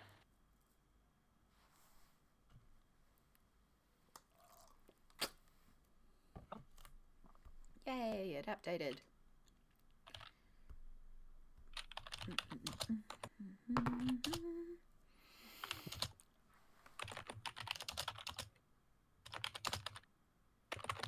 Okay.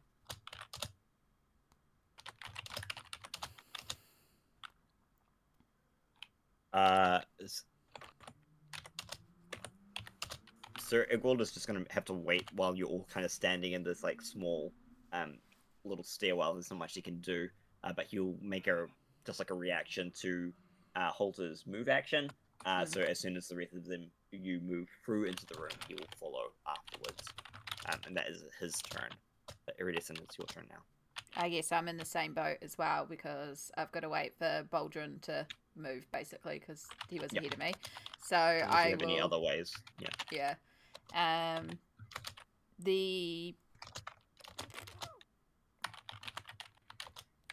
I can give you guidance. It's an action. Cast guidance on Yeah. Balren. Yeah. It's about all I can do. Or just hold my movement, basically. One or the other. Yeah. Don't really have a lot that I can do. If I can't see him, I can't really do a lot. So I just kind of tap Balren on the shoulder and you just have like a little, like those old bubblegum tattoos that you used to get that you dunked in water and then it just appeared on your skin, flat on your skin. There's like a little iridescent star that appears on you. And it's like, go with the stars. You've got this. Very cute. Lila, you're the only one that's able to get into the room. You're next in initiative. What would you like to do? Okay.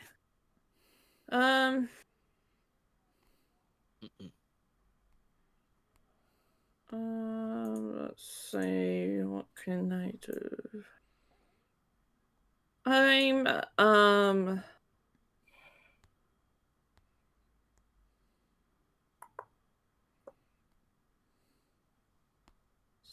50.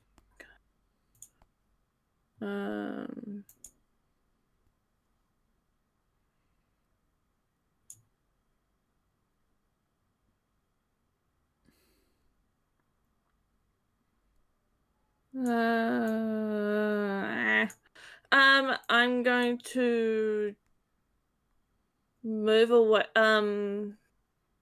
move further into the room, and I'll guiding bolt it. I meant to look at the details, but I'll guiding bolt this one in the middle. Okay. So 21 hits. 21 definitely hits. Yeah. And 10 radiant damage. You shoot your guiding bolt. What does your guiding bolt look like, Lila? It looks like the ball of a mace, just like almost like a big star, but like a drawn star with all the points on it. Yeah. So like a little star shoots out from your hand, slams into the chest of the kobold. There, just you see him. This one kind of wearing these nice kind of like fabric robes rather than the rags that the other ones are wearing. You see it slam into his chest. He yells out in pain, but no sound comes out. It's silenced area that you have there, dealing a good hefty 10 points of damage to him, and he starts to glow and sparkle from like the light that you have emitted from your guiding bolt as well, giving advantage to the next attack against him. Bring us to Mischief's turn. Mischief, unfortunately, everybody is ahead of you, sitting in the stairwell, kind of waiting for everyone to chug along so you can move out. I already moved away. Yeah, so there's no way for me to move forward. Unless you have... Oh, you have your winged boots, don't you? Yes. Is it tall enough for me to use that? You would be able to fly over everyone's heads instead. It's just too squished to squeeze past on foot. But if you would like to do that, that's a possibility instead.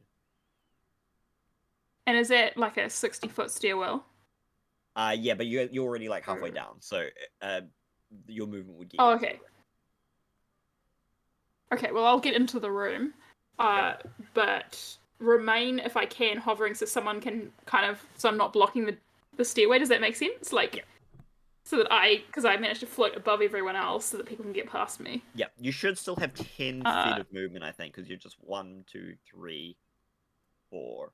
Yeah, so you should, you've got 35 feet of movement, correct? Oh. 35? 30, or is it 30? I don't know what goblins 30. have in this game. It's 30. You should still have 5 30. feet of movement there, so you can go like 5 feet up, or you can move from where you would like to, from where I have put you in the map. I'm just gonna move to the left. Cool. You can see there's one kobold standing there, kind of like shot, going like, but no sound comes out of his mouth. Okay, and I was not expecting to be able to get down here, but it's great that I can.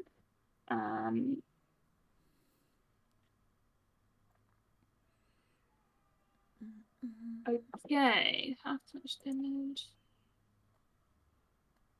10-foot radius. So that's a 10-foot radius. Yeah.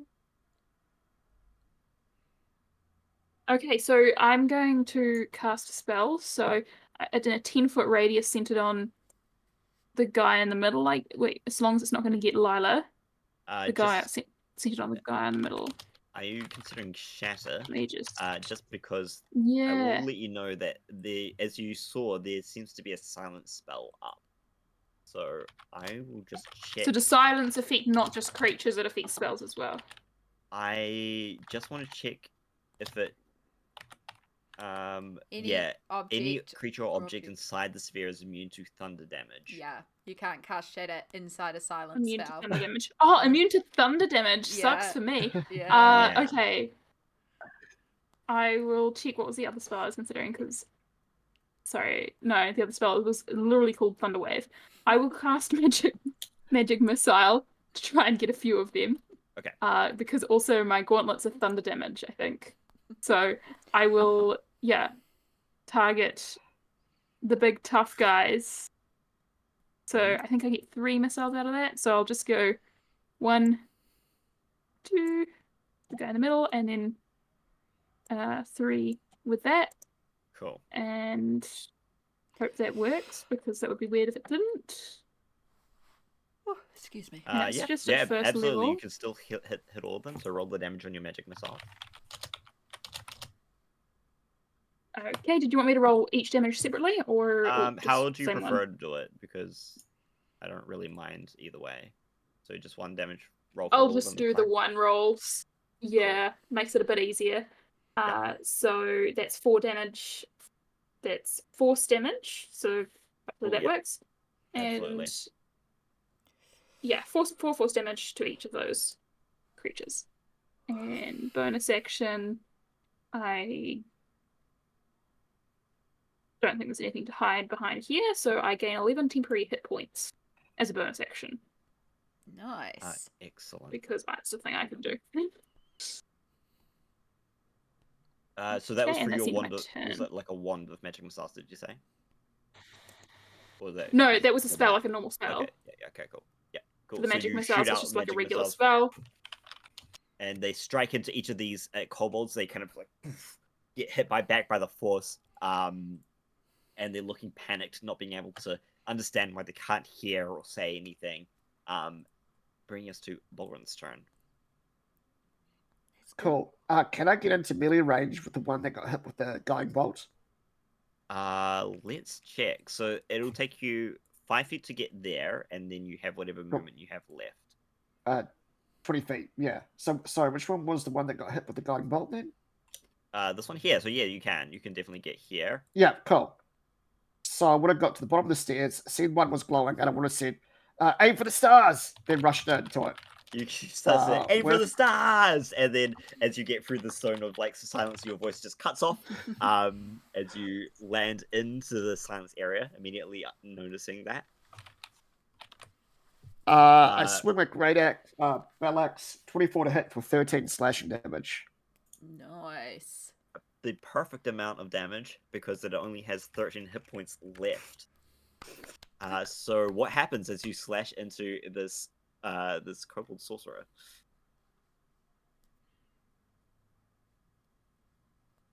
And as I do that, I'm yelling at the other kobolds, and then realize I can't hear myself. Yeah, so you just like as you two-handedly swing your battle axe, cleaving the sorcerer in half, well, mortally wounding him so much that he falls to the ground. The other kobolds look at you, shocked and terrified. They look like they're maybe angry, cursing. It's hard to tell, but they're definitely saying something and are very animated about it. Which, however, brings us. I don't believe Iridescent, you didn't end up holding your action to move, correct? No, I gave my guidance to Balren, which lasts for a minute. So at any stage, you can add a D4 to ability check, saving throw. Cool. Yeah. Fantastic. You see this kobold runs to the door, opens it. Can I have an It's technically opportunity still attack? in the bubble. Close it, and moves through into beyond. Do I you get do an get an op attack on opportunity the guy? attack. Yes, you do. Cool.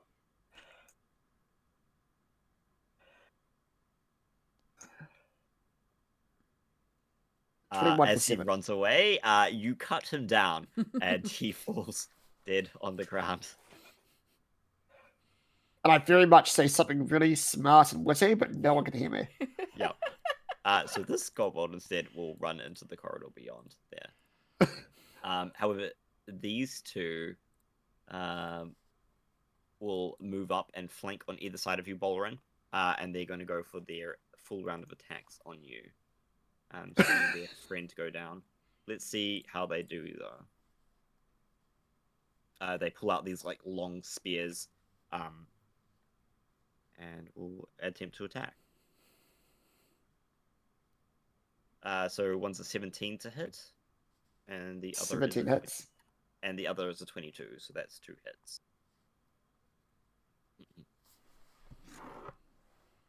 Bringing attack damage to 11 points of damage in total.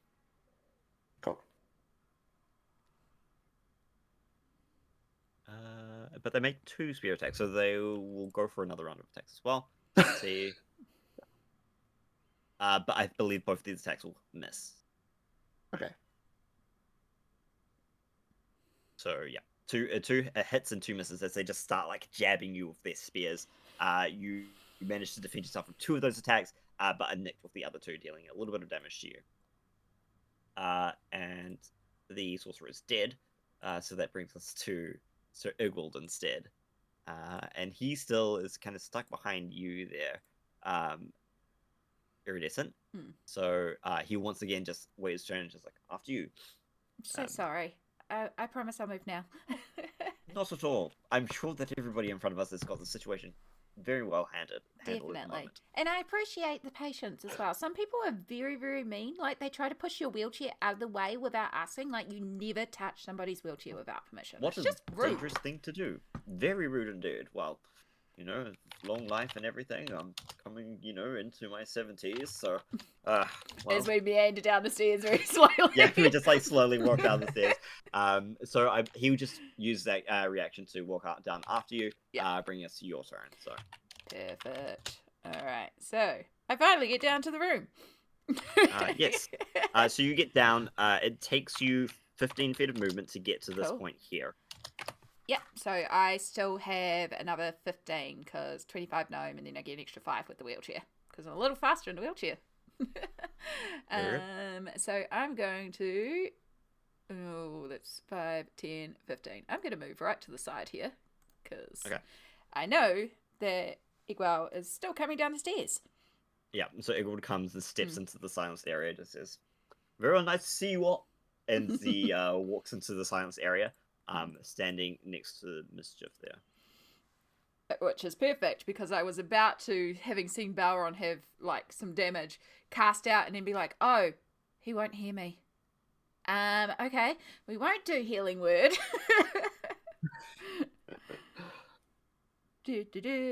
If in doubt, guiding bolt. We will go for this one right here.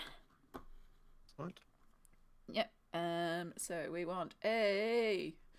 I promise we will have this functioning for the actual show because we won't be recording at the same time. That is a 16. That may miss.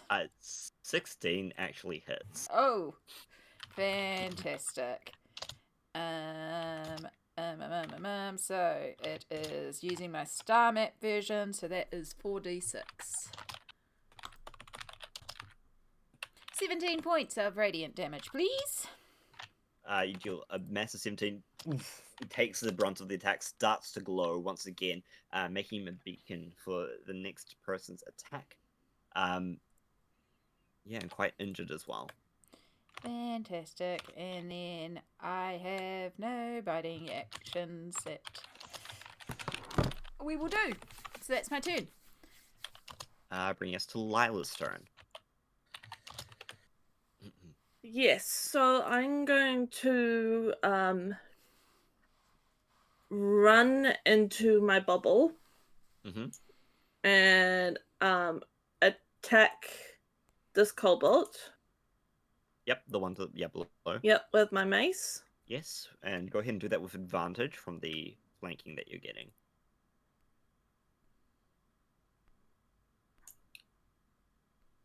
And 18. Nice. 18 definitely hits, yeah. So that's 10 bludgeoning damage. Excellent. Do you add, by any chance, extra damage to that? Is that included there? As oh no, because you're a light cleric that has it on. I'm not. No.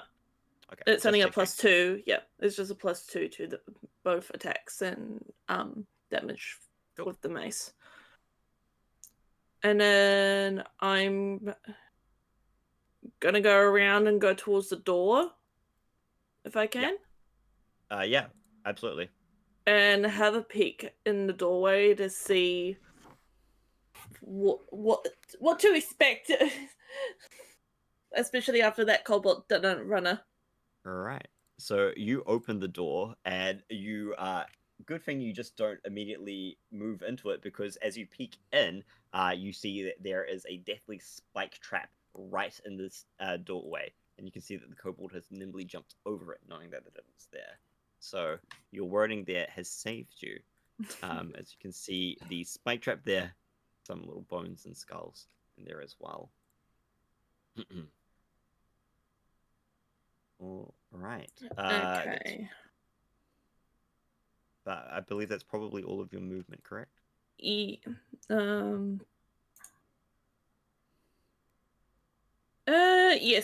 especially with moving around the cobalt as well. Yeah. Which brings us to Mischief. Okay. Mischief is gonna move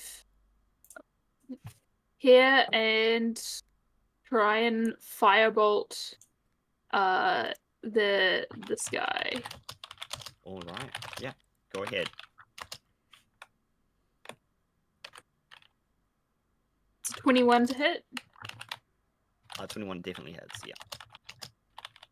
Awesome, and that's 17 fire damage. Because of the guiding bolt, you technically have advantage.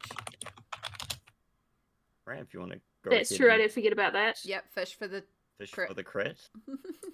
Well, I got a net 1, so I'm glad that I got rid of that. Yeah, let's get that out of the RNG order. Great. However, you strike out. What does your firebolt look like? Does it come out of your glove as well? Yeah, it looks like a little flamethrower just kind of comes out of the gauntlet and just... Yep. Shooting out. You see, however, that the Kobold Dragon Shield does seem to be resistant slightly to the damage. So it will only take, rounded down, 8 points of damage.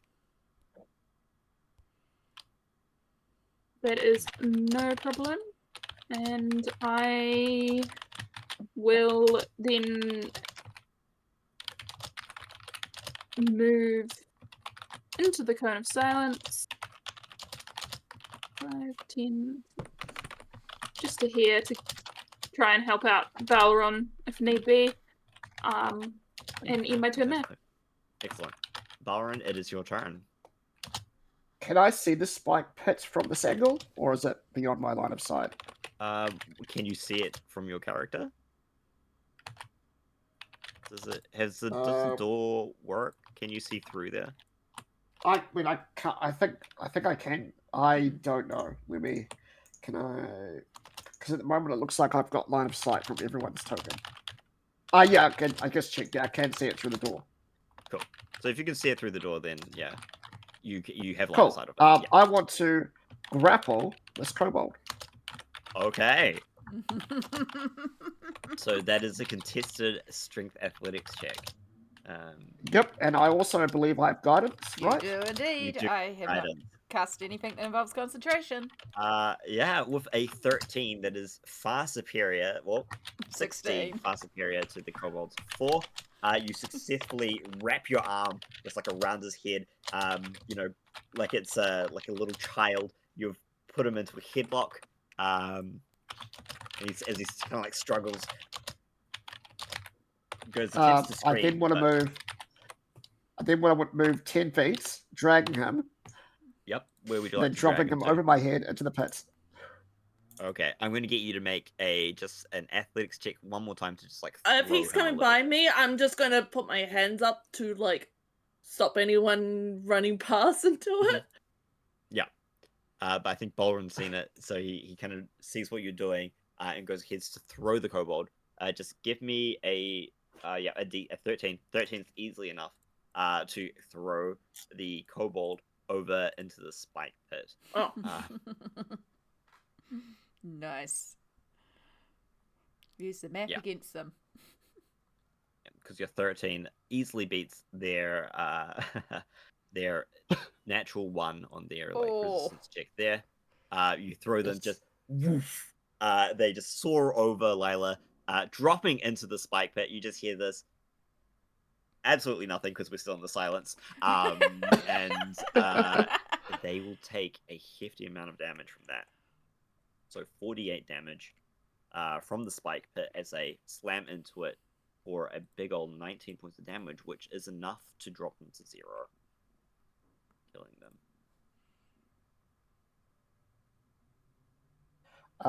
I give everyone a thumbs up as I'm saying something really funny about pits and spikes and throwing things, and then I'll step back up to the other kobold and end my turn. All right. Is the kobold in the hallway's turn. They are going to continue to move down this corridor that you can see, Lila, opening this door, stepping in, and then closing it again.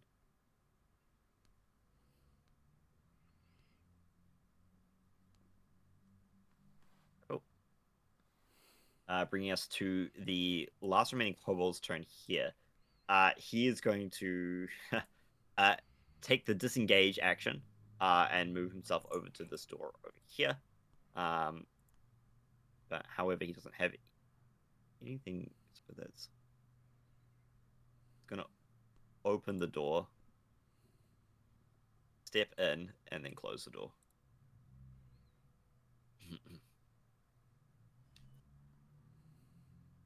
And that is his turn.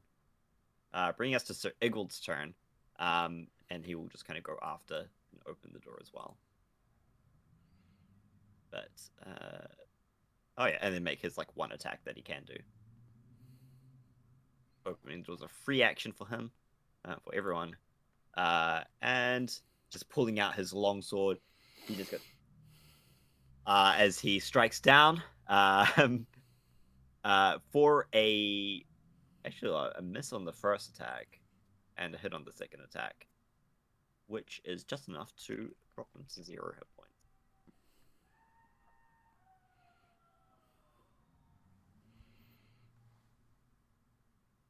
Bringing us to the next person's turn, Iridescent.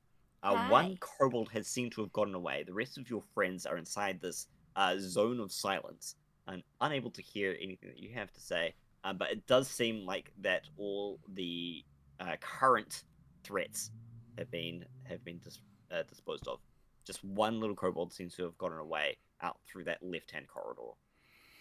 The problem is a lot of my stuff is verbal. It is possible for you to hold your action if you would like to do that. Yeah. What I might do, oh, hold up, let me just double check if that one's verbal, because if it's not, that would be an answer. Oh my god, too many places.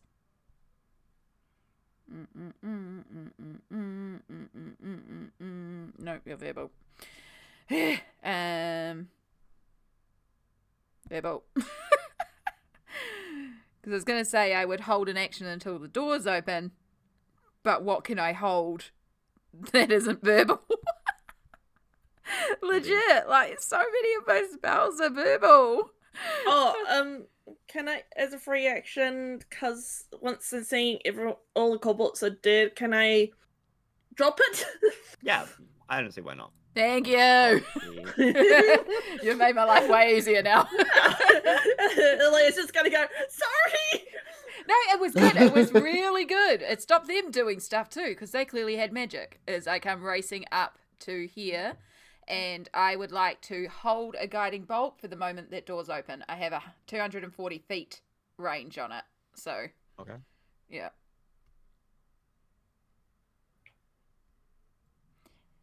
And it's just a creature of your choice within range. So I'm just waiting for the range, basically. Mm-hmm. Hoping that's right, so that's somebody Lila's else. turn then. Yeah.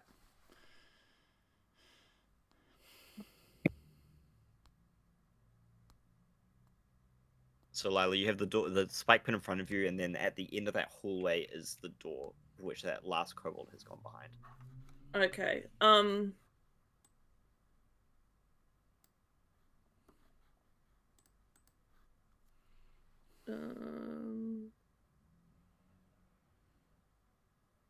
Why not? I'm gonna make the jump. Okay. What is your strength score? 12.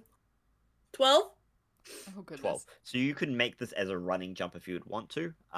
So you could back up and take 10 feet of movement and then just make the jump with no check. But if you want to make it from where you are, I'll get you to make a athletics check. Can I do a 5 feet running jump? Let me just check on the jump rules real quick.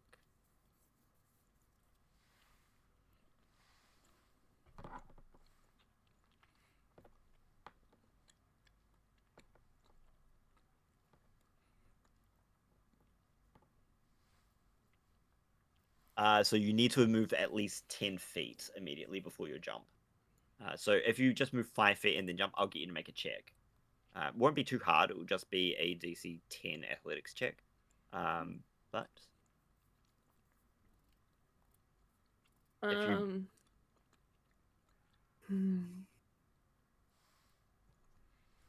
not? Let's test the dice gods. Okay, let's do it. Live dangerously. Athletics. Athletics, please. Yeah. Whoa, nice. You just springboard yourself off the edge of the lip, getting yourself over to the side.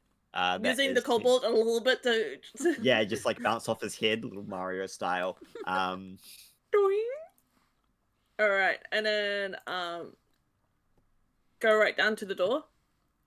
Wonderful. Yeah. And you open the door. Guiding bolt. Yeah. Your guiding bolt shoots down. Go ahead and make your attack. Thank you. Yep, 18 plus easily. 9. yeah, I don't think that's gonna be. Knowing a problem. it's coming, I just like. 12 points of radiant damage, please. As he is just absolutely destroyed. Is he hiding in his bed? Is he hiding in his little bed? Oh. He's about to climb in. Oh. But that's Feel bad for him. We're awful The last. people. Oh. Oh He was trying to hide in his bed. He Oh. invaded their home, no. Oh god. and he was trying to hide in his bed. Oh, I feel awful. right. Well, it is 9:45.